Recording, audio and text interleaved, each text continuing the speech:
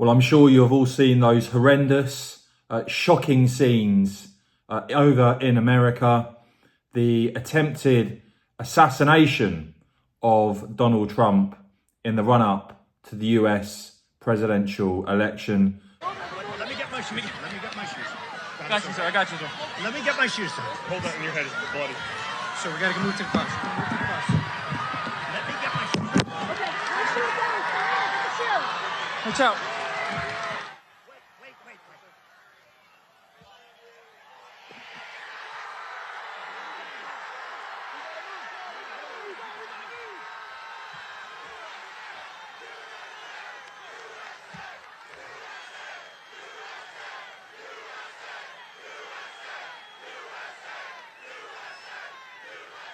Very worrying indeed.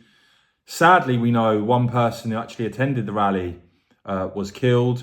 Two other spectators critically wounded, according to the Secret Service, and the gunman killed as well. You did see there, in response to that, an incredibly brave and defiant man in Donald Trump, with Trump himself saying, "In this moment, it is more important than ever that we stand united and show our true character as Americans, remaining strong and determined and not allowing evil to win." He's saying, "I truly love our country and love you all and look forward to speaking to our great nation this week from Wisconsin." Now, you have seen after this assassination attempt, Florida Congressman Mike Waltz saying he has very reliable sources telling him there have been repeated requests for stronger Secret Service protection for President Trump. You see, there's going to be a long investigation now as to how this was allowed to happen. And you have seen for a while now, dismissed as conspiracy, the likes of Tucker Carlson talking about a potential assassination attempt on Trump. And today, J.D. Vance, US Senator, and potentially Trump's pick for vice president, that has been speculated.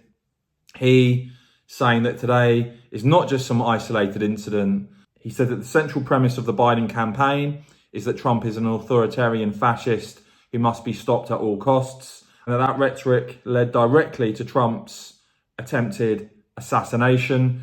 Meanwhile, the Englishman closest, of course, to Trump, the man with the strongest relationship with Trump, Nigel Farage, responded to this by saying mainstream media have spread a narrative of hatred against my friend Donald Trump. He says he hopes they are proud of themselves, disgusting people. And also saying today that he will fly out to America this week to support his friend, that we all have a duty to support and defend democracy. And Nigel also speaking about liberal intolerance on the BBC today. The mainstream media narrative, and I'm afraid it's very, very one-sided.